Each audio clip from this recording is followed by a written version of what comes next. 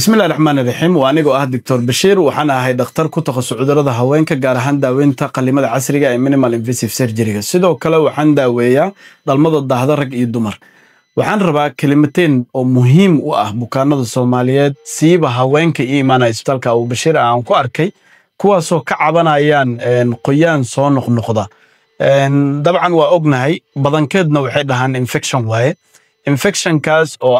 aan inta badan aan fiirino haddii ahaa lahayd qoyaanka kalarkiisa haddii uu leeyahay riix ama ur uu leeyahay nooc walba uu yahay wuxuu ka turjumayaa ama bacteria ha ahaato ama fungal ha ahaado ama waxyaabaha kale ee sababi karo oo dhan laakiin waxaan rabaa markii aan bukaanka fiirino kale oo examination u sameeyno ee aan aragno inuu qoyaanka aad u tiro badan yahay oo aan aragno inuu minka gudihiisa laga yaabo inuu ka soo baxo ama laga yaabo xitaa aan computer aan u dirno oo aan computerka ku sheegno inuu dheecaan jiro gudaha endometritis wax loo yaqaano ama qoyaanka makaanka dhexdiisa ah waxaan rabaa bukaanada noocaas oo kala ah fadlan yeysan iska qaadanin antibiotic gaasoo ah yani qalajiyaha Soomaalida waxay u taqaano qalajiyaha waxaan arkay bukaano badan oo ii yimid noocaasna ka cabanaaye run ahaantiina qaatay qalajiyaal ama antibiotic nooca ugu awooda badan leh ee magaalada la keeno adduunka wuxuu la dagaalamaa ama uu ku heelan yahay inuu la dagaalamo wax kasta oo infection keenayo laakiin anaga waxaan maraynaa marka haddii infection yimaado uu jirka bini'aadanka soo galo ama qoyaan ha ka keeno ama kaadida dhib ha ka keeno ama dhiigga ha raaco haddii antibiotic-ga nooca rabta iska qaadato hadhow waxay noqonaysaa jirkaaga inuu sameeyo wax la yiraahdo resistant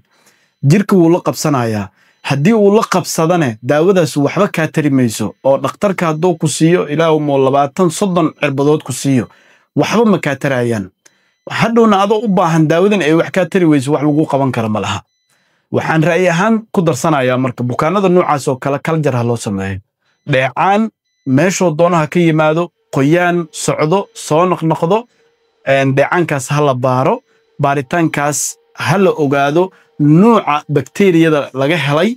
iyo nooca daawa ay lagu daaweyn karo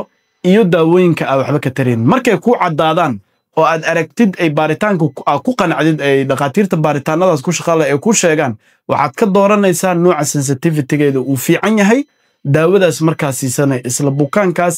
muddo kooban ayuu dheecaanka ka socday iyo qoyaankii iyo wixii oo dhan ugu istaagaa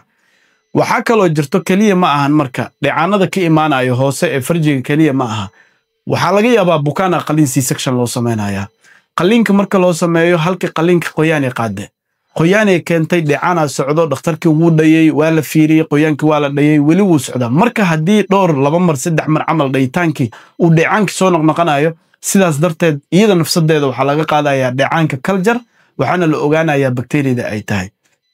dadka qaliimada waaweyn maro ama qaliimada kala noocoo doonaba waxaan ula jeedaa marka umuuman information-kan oo muhiimadda aan dirayo waxay tahay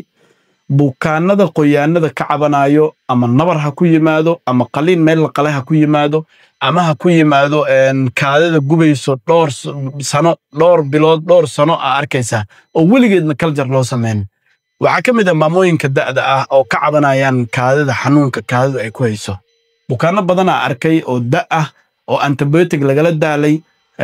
alxamdulillah markii aan dirsadayna baaritaanadii oo aan arkay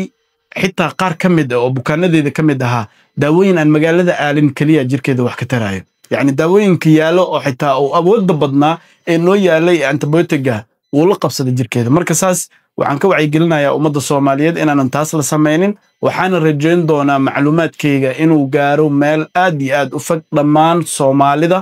intii ku hadli karto luqadda Soomaaliga ee fahmayso waxaan ka hadlayo waxaan rajayn doonaa inuu idin anfaco mar kale waa anigu Dr. Bashir oo ku sugan Muqdisho gaar ahaan isbitaalka Abu Bashir. Assalamu alaykum.